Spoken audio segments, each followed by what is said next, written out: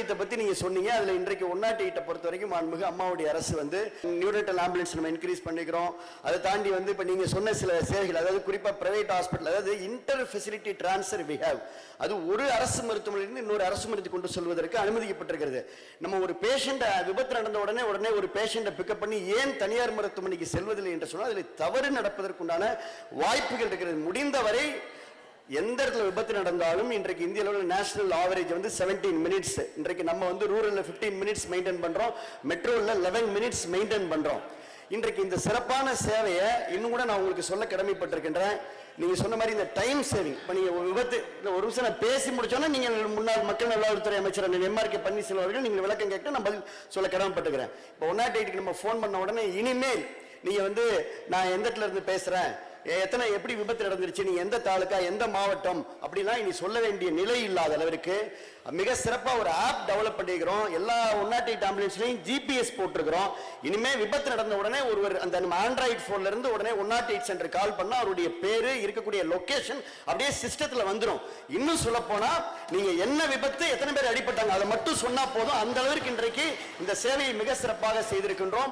அதை தாண்டி ஜிபிஎஸ் கருவி இருக்கின்ற காரணத்தினால நம்ம டிரைவரும் அதே இடத்துக்கு போயிடலாம். இப்ப நான் உங்ககிட்ட ஒரே ஒரு விஷயத்தை நான் நீங்க தெளிவுபடுத்த விரும்புகிறேன். இந்த மாமன்றத்திற்கும் நான் கடந்த முறையும் குறிப்பிட்டேன். மாண்புமிகு இதயம் புரட்சி தலைவி அம்மா தான் 2002 முதலமைச்சர், நான் இப்ப சட்டமன்ற உறுப்பினர் இருந்தேன்.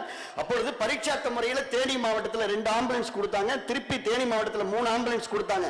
2005 தமிழ்நாடு சுகாதார திட்டத்தின் மூலமாக 15 மாவட்டத்தில் 187 ஆம்புலன்ஸ் வாங்கி 29/8/2005 ஜிஓ நம்பர் இடத்துல ஜிஓ நம்பர் இருக்கு, காப்பி இருக்கு. முன்னாள் மக்கள் நல்வாழ்வுத்துறை அமைச்சர் பேசிட்டும் 14 கோடியே 16 லட்சம் ரூபாய் நிதியை ஒதுக்கி 1.5 வருஷம் அங்க என்ஜிஓ மூலமாக இந்த 108 இந்த ஆம்புலன்ஸ் திட்டம் நடத்தப்பட்டது. திருப்பி 2006 ஆட்சி முடிவதற்கு முன்னதாக திருப்பி 29 மாவட்டத்தில் 24/7 சென்டர் அமைச்சதும் மாண்புமிகு அம்மாவுடைய ஆட்சி.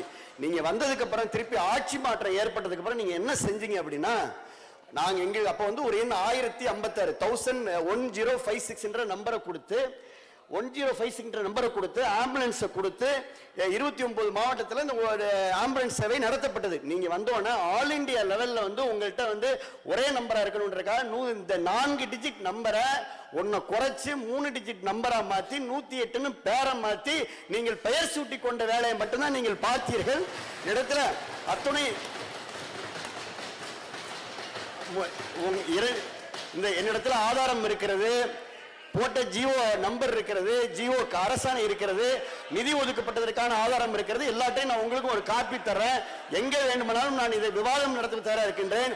ஆம்புலன்ஸ் சேவையை இந்தியாவிலே தமிழகத்திற்கு அறிமுகப்படுத்திய பெருமை இதய தெய்வம் புரட்சி தலைவி அம்மா அவர்களை சாரும்.